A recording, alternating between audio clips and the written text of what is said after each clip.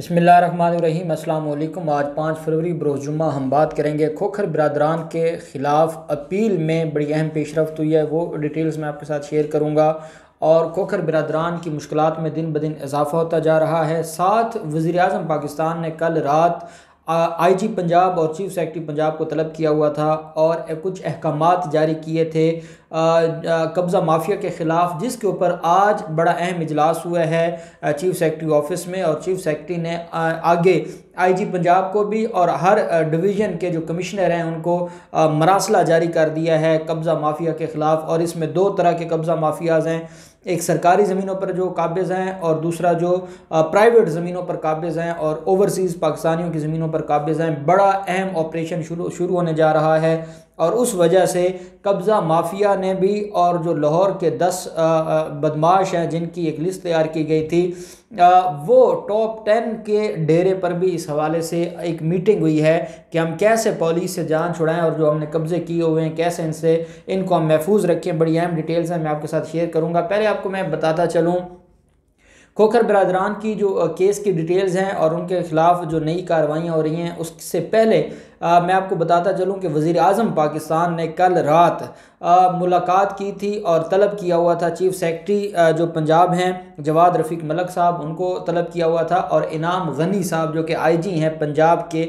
इन दोनों बड़े जो अफसरान हैं पंजाब के, उनको तलब किया हुआ था। और इन पंजाब के 2 बड़े और मुल्क के बड़े 3 लोगों की मीटिंग हुई और उसमें इनाम गनी जो IG हैं पंजाब के, उन्होंने अपनी रिपोर्ट पेश की और वज़ीर आज़म साहब को बताया कि अब तक कब्ज़ा माफिया के ख़िलाफ़ जो FIRs दर्ज की गई हैं उनकी तादाद 895 हो चुकी है पूरे पंजाब में। और इन FIRs में सरकार सियासी लोग भी हैं, उनके ख़िलाफ़ भी FIRs दर्ज की गई हैं और इसमें रेवेन्यू हुकाम के लोग भी हैं, इसमें मुख्तलिफ सरकारी और प्राइवेट लोग भी हैं जो जिन लोगों को इन FIRs में नामज़द किया गया है।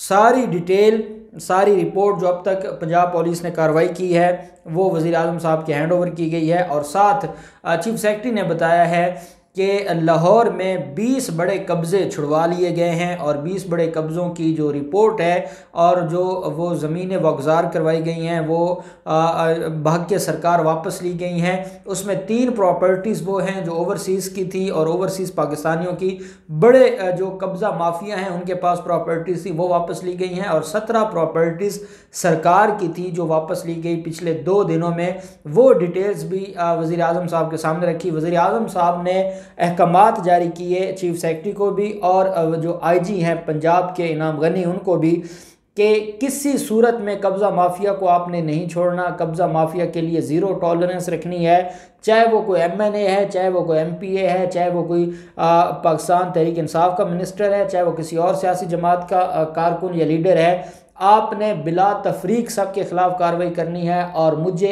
हर हफ्ते आपने रिपोर्ट पेश करनी है। IG को कहा है कि वो अलग रिपोर्ट स्पेसिफिकली कब्ज़ा माफिया के ख़िलाफ़ जो कार्रवाइयाँ होंगी उसकी रिपोर्ट हर हफ्ते वज़ीर आज़म हाउस में भिजवानी है। और चीफ सेक्रेटरी को कहा है कि वो अपनी तरफ से जो रिपोर्ट्स हैं वो वज़ीर आज़म हाउस में भिजवाएं। और वज़ीर आज़म साहब ने कहा है कि पूरे पंजाब में जो सरकारी ज़मीनें हैं और फिर जो नजायज़ काबिज़ हैं प्राइवेट ज़मीनों पर 1 महीने के अंदर अंदर मुझे खाली चाहिए, और अगर 1 महीने में खाली नहीं होंगी तो फिर मैं पंजाब की ब्यूरोक्रेसी को भी नहीं छोड़ूंगा और पंजाब की पुलिस को भी नहीं छोड़ूंगा, क्योंकि अब हम इतना वक्त गुजार बैठे हैं। और इतनी देर जब IG इनाम गनी ने बताया वज़ीर आज़म को कि 2016, 17, 18 में 3 सालों में जो मुख्तलिफ डेवलपमेंट अथॉरिटीज़ हैं जैसे LDA है या बाकी डेवलपमेंट अथॉरिटीज़ हैं उनकी तरफ से रेफरेंसेस आते रहे, लेकिन पंजाब पुलिस ने वो मुकदमे दर्ज नहीं किए थे, जिसकी वजह से ये सारा मामला पेंडिंग आता रहा। तो वज़ीर आज़म ने कहा कि पहले जो कुछ होता रहा जिनके अदवार थे, वज़ीर आज़म ने कहा कि जो लोग खुद कब्ज़ा माफिया का हिस्सा थे या कब्ज़ा माफिया के वो सरगना थे वो कैसे कब्ज़ा माफिया के ख़िलाफ़ कार्रवाइयाँ उन्हें देते। अब वो मामला चला गया है। अगर किसी कब्ज़ा ग्रुप के साथ मेरे वज़ीर आला का कोई तल्लुक़ है, किसी कब्ज़ा ग्रुप के साथ आपके किसी पुलिस अफसर का या किसी ब्यूरोक्रेट का तल्लुक़ है, किसी को माफ़ी नहीं देनी और सब लोगों के ख़िलाफ़ कार्रवाई करनी है। रात को दोनों अफसरान लाहौर आते हैं और आज सुबह सवेरे इजलास होता है और उस इजलास में जो ऑफिशियल नोटिफिकेशन है और मरासला है वो जारी कर दिया जाता है। आईजी पंजाब ने तमाम डिवीजन्स के आरपीओ को मरासला जारी कर दिया, ऑर्डर्स जारी कर दिए हैं और चीफ सेक्रेटरी ने तमाम डिवीजन के जो कमिश्नर्स हैं उनको मरासला जारी किया, ऑर्डर जारी किया है। और स्पेशली सीसीपीओ लाहौर ने गुलाम महमूद डोगर को स्पेशली इसमें बुलाया हुआ था इस मीटिंग के अंदर, और गुलाम महमूद डोगर को लिस्ट पकड़ा दी गई है जो वज़ीर आज़म हाउस से आई थी कि इन कब्ज़ा माफिया के ख़िलाफ़ सबसे पहले कार्रवाई करनी है और उसके बाद बाकी लोगों को देखना है। एक हफ्ते का टाइम है और हफ्ता और इतवार इन 2 दिनों में हम आपको बताएंगे कि लाहौर में किस बड़े बड़े कब्ज़ा माफिया का घर और कब्ज़ा माफिया का जो प्लाजा था, कोई शॉपिंग मॉल था, कोई दुकानें थी, मार्केटें थी, कुछ भी था, वो मिसमार होने की रिपोर्टें हम आपको ज़रूर बताएंगे। और ये अगले 2 दिन बहुत अहम है और यही वजह है कि जो टॉप 10 बदमाश हैं वो और कब्ज़ा माफिया ये मिल गए हैं और ये इकट्ठे हो गए हैं और रात इन्होंने एक मुलाकात की है। और मुसद्दक़ा ज़राए ये बताते हैं कि इनकी मुलाकात हुई है जो मंशा बम है उनके डेरे पर। वहाँ पर खोखर बिरादरान भी थे, वहाँ पर जो बाकी कब्ज़ा माफिया के बड़े सरगना हैं लाहौर के वो भी थे, और जो टॉप 10 बदमाश हैं जिनमें 3 MPs का नाम है पाकिस्तान मुस्लिम लीग नून के सिटिंग 3 MPs का जो लाहौर हाई कोर्ट में सीसीपीओ लाहौर और पुलिस के ख़िलाफ़ गए हुए हैं। वहाँ पर ये डिस्कशन हुई है कि अब इस सारे मामले से कैसे जान छुड़ाएं, क्योंकि इन्होंने जो लूट मार मचाई हुई थी और जिस तरीके से इन्होंने मुल्क को लूटा था और सैकड़ों कनाल अराजियों पर इन्होंने कब्जा किया हुआ था लाहौर के अंदर भी, और फिर जो पंजाब में जैसे राना तनवीर है उनके खिलाफ मुकदमा दर्ज हो चुके हैं, मियाँ जवेद लतीफ़ के खिलाफ मुकदमात हैं, खुरम दस्तगीर के खिलाफ मुकदमात हैं। हर ज़िले में जो पाकिस्तान मुस्लिम लीग नून का MNA है, MPA है या लीडर है या कोई साबका मिनिस्टर है, वो डायरेक्ट या इनडायरेक्ट किसी न किसी कब्ज़ा माफिया का वो हिस्सा है। उसने वहाँ पर हाउसिंग सोसाइटीज़ बनाई हैं, मुख्तलिफ वहाँ पर कब्ज़े किए हैं और इन सारे लोगों के ख़िलाफ़ अब कार्रवाइयाँ तेज़ हो गई हैं और ये सर जोड़ कर बैठे हैं कि अब कैसे जान छुड़वाई जाए, क्योंकि वज़ीर आज़म पाकिस्तान अब इस मामले पर ख़ुद आगे आ गए हैं और अब कब्ज़ा माफिया के लिए ज़ीरो टॉलरेंस की पॉलिसी को हुक्म जारी हो गया है। दूसरी तरफ हम देखते हैं कल 4 फरवरी को सेशन जज की अदालत में जो फैसला था, जो अपील थी LDA की खोखर बिरादरान के ख़िलाफ़, उसके ऊपर बड़ी अहम समाअत हुई। ग़ुलाम सरवर नहंग साहब सीनियर एडवोकेट हैं जो कि खोखर बिरादरान की तरफ से अदालत में पेश हुए।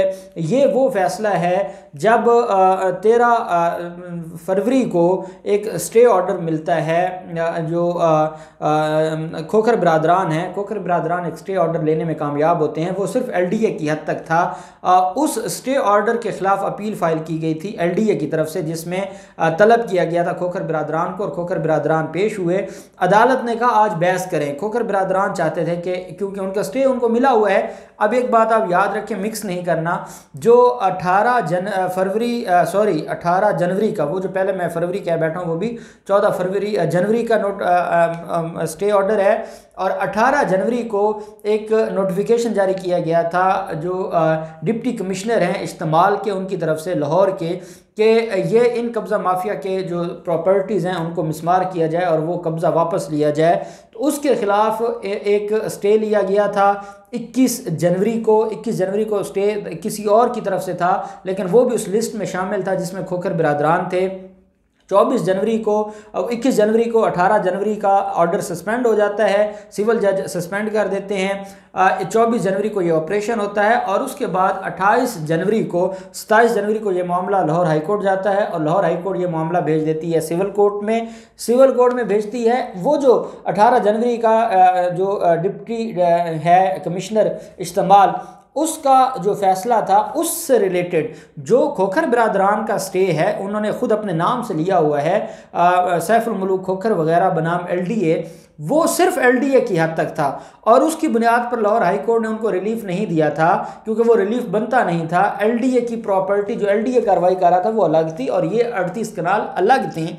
उनको रिलीफ मिला था। वो जो किसी और ने 18 जनवरी का फैसला चैलेंज किया था और वो सस्पेंड हुआ था वो फैसला, उसका रिलीफ मिला था। खैर 28 जनवरी को जो अटारनी ऑफिस है डिस्ट्रिक्ट लाहौर का, उन्होंने अपील फाइल करके वो सिविल जज का फैसला सस्पेंड करवा दिया था और 18 जनवरी का फैसला बहाल हो गया था, जिसके तहत इन सारे लोगों के खिलाफ कार्रवाइयाँ हुई थी और अभी तक वही ऑर्डर चल रहा है। अब ये जो खोखर बिरादरान, इनका अलग स्टे था जिसके खिलाफ LDA की हद तक था और LDA ने अपील की थी, जिसमें LDA की अपील पर समाअत हुई। खोखर बिरादरान बहस नहीं करना चाहते थे। अदालत ने कहा कि आपने पार्लियामेंट में खड़े होकर ना सिर्फ आपने हुकूमत को गालियां दी, आपने अदालतों को भी गालियां दी और आप कहते हैं कि आपके खिलाफ केस बड़ा स्ट्रॉन्ग है, आपके हक में केस बड़ा स्ट्रॉन्ग है और आपको अदालतों ने स्टे दिए हुए हैं और आपके साथ ज्यादती हुई है और आपके आबा अजदाद से ये प्रॉपर्टी आई है। तो करें बहस, बताएं अदालत को कैसे प्रॉपर्टी आपकी है और क्यों उसके ऊपर स्टे बरकरार रहना चाहिए। जब ये बात हुई तो जो खोखर बिरादरान भी मौजूद थे, उन्होंने कहा जनाब हमें इसमें टाइम दिया जाए, हम इस मामले पर अदालत को असिस्ट करना चाहते हैं। अदालत ने कहा आप सिर्फ टाइम गेन करना चाहते हैं और आप टाइम गेन करेंगे तो आपको रिलीफ नहीं मिलेगा, क्योंकि वो जो पहले ऑपरेशन हुआ था वो 38 कनाल और वो सारा एरिया वो आज भी पंजाब हुकूमत के कब्जे में है, क्योंकि स्टे खारिज हो गया था उन लोगों का।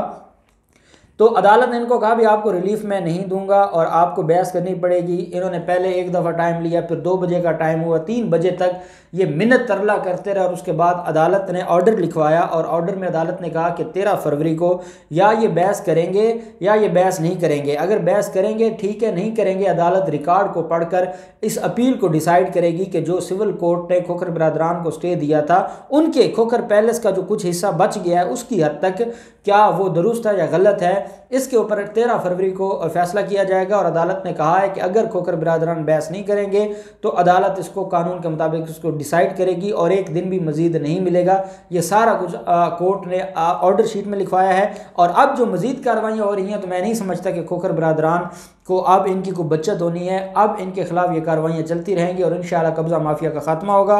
अल्लाह पाक पाकिस्तान का हामी नासिर हो। बहुत शुक्रिया। अल्लाह हाफिज़। पाकिस्तान जिंदाबाद।